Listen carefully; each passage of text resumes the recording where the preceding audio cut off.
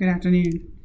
I enjoyed this week's reading and the text and the additional reading with regards to social justice. And in reflection, it was amazing to me to kind of really think about when I see those folks on the TV, specifically, advisors or political folks, where I automatically just kind of turn out the conversation.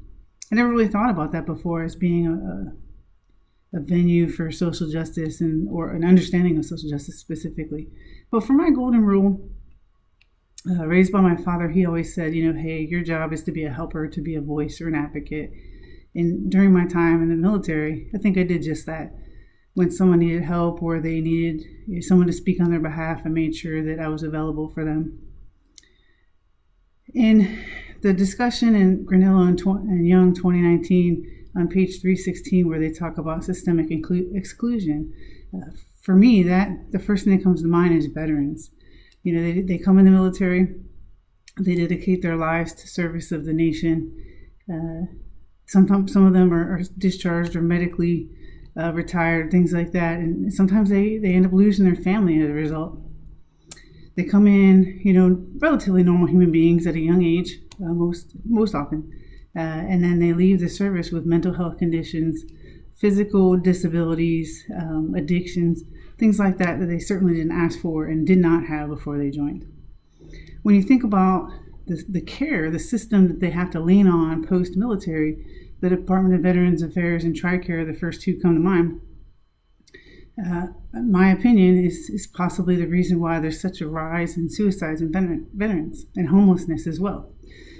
So for me, self-care is important.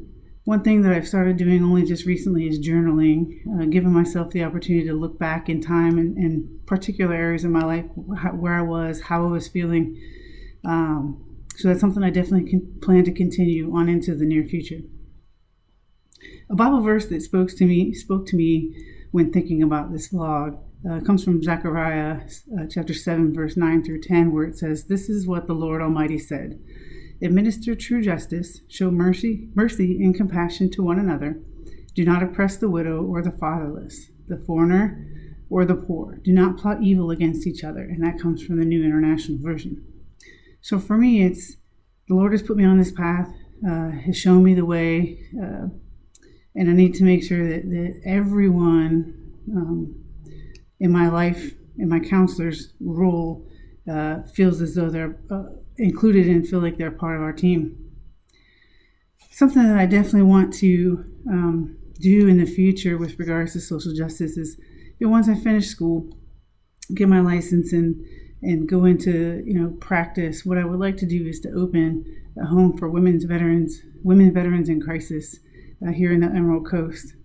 So for me, for the same reasons that I mentioned before with regards to mental health issues and addictions post-military, I want to be a positive role model for military sexual trauma, post-traumatic stress disorder, survivors, things like that, other mental health issues, and of course addiction.